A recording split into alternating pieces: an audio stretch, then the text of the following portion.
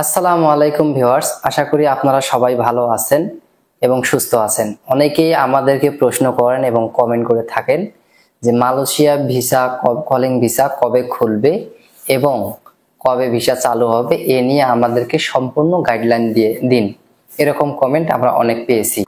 এই ভিডিওতে আমরা জানাতে চাচ্ছি কলিং ভিসা কবে চালু হবে এবং কলিং ভিসা এই বছরের কোন সময় চালু হবে এবং কোন কোন সেক্টরের এগুলোর কাজগুলোর প্রচুর চাহিদা রয়েছে এবং আপনারা কোন কোন ভিসা এখন বর্তমান পাবেন এবং কত তারিখ থেকে ভিসা শুরু হবে, সবকিছু A to Z তথ্য দেব আজকের এই ভিডিওতে এবং জরুরি সতর্কতার সাথে সম্পূর্ণ গাইডলাইন দেব আজকের এই ভিডিওতে। এবং এই ভিডিওটি সম্পূর্ণ দেখুন, টেনে টেনে দেখলে মাঝখানের কথাগুলো কিছুই বুঝতে পারবেন না।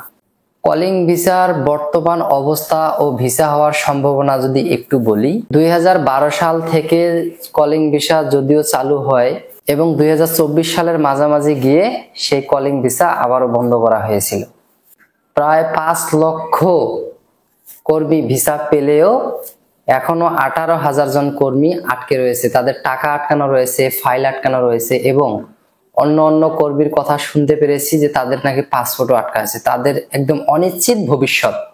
2025 সালের কথা যদি বলি, জুন থেকে ডিসেম্বর মাঝের মধ্যে কলিং ভিসা পুনরায় চালু হতে পারে। কি কি সেক্টর চালু হতে পারে, যেমন পাম বাগান, রাবার চাষ এবং অন্য অন্য ভিসাগুলোর ভিতরে সর্বাধিক চাহিদা রয়েছে যেসব প্লান্টেশন সেক্টর। এবং অন্য অন্য দেশের মধ্যে মালয়েশিয়া অলরেডি অনেকগুলা ভিসায় চালু করেছে, 1000 থেকে 1500 ইঙ্গিত পর্যন্ত বেতন দিচ্ছে এবং ওভারটাইম রয়েছে এবং আউট ইনকাম রয়েছে। যেসব সেক্টরে কাজের সর্বাধিক চাহিদা রয়েছে এবং প্রচুর চাহিদা রয়েছে সেগুলো হচ্ছে প্লান্টেশন সেক্টর। এগুলোর মধ্যে বেতনও বাড়াই দিচ্ছে এবং প্রচুর চাহিদা করতেছে বর্তমান মালয়েশিয়া। যেরকম সুবিধা পাবেন, বিনামূল্যে থাকা খাওয়া, জেনারেল ওয়ার্কার হিসেবে নেওয়া হচ্ছে কন্ট্রাকশন সাইডে এবং মেডিকেলের বিভিন্ন ওয়ার্কার পদে ইত্যাদি অনেকগুলা সাইডের কিন্তু প্রচুর চাহিদা রয়েছে বর্তমান মালয়েশিয়া। এবং কাজের সময়টা যদি বলি, 8 থেকে 12 ঘন্টা, ওভারটাইমে বাড়তি উপার্জন তো থাকছে। কিভাবে প্রস্তুতি নেবেন এবং এজেন্সি চিনার উপায়। প্রতারক এজেন্সি চিনবেন কিভাবে? ভিসা দেওয়ার আগে অগ্রিম টাকা চাওয়া এবং খুব দ্রুত ভিসার গ্যারান্টি দেওয়া। ডকুমেন্ট প্রস্তুতির কথা যদি বলি, কি কি ডকুমেন্টস প্রয়োজন আছে এবং কি কি ডকুমেন্টস নেবেন। Passport, medical report, experience certificate, এগুলা খুবই মনোযোগ সহকারে এগুলা রেডি করতে হবে। জরুরি সতর্কতা, এজেন্সিদেরকে আগাম টাকা জমা দিলে প্রতারণা হওয়ার শিকার হওয়ার 100% থেকে যায়।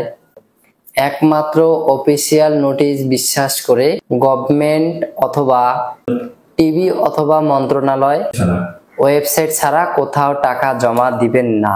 অন্য অপরিচিত কারো কাছ থেকে লেনদেন থেকে বিরত থাকুন। প্রবাসী কল্যাণ মন্ত্রণালয়ের সচিব মোহাম্মদ আসিফ নজরুল মালয়েশিয়ার সাথে ভিসা সম্পর্কে সম্পূর্ণ তথ্য না দেওয়া পর্যন্ত খুবই সতর্কতা থাকুন। চূড়ান্ত বৈঠক করা পর্যন্ত ওয়েট করতে হবে এবং এই বৈঠক হয়ে গেলে ভিসা নিশ্চিত করলে আপনার ভিসার জন্য টাকা জমা দিতে পারেন।